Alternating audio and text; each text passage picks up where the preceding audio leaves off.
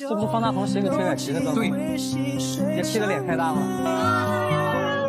我们是对方特别的人。他俩关系特别好，我知道，像我这么不八卦的人，我都知道。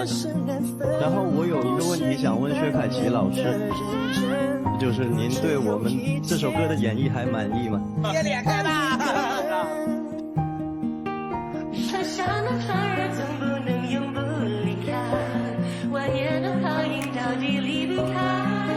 苏州河那个歌是谁写的？我觉得那个歌你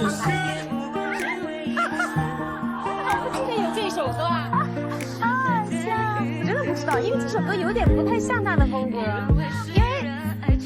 因为我喜欢唱小调，但他可能就是为你之写。对对对，我很喜欢唱小调，我也是。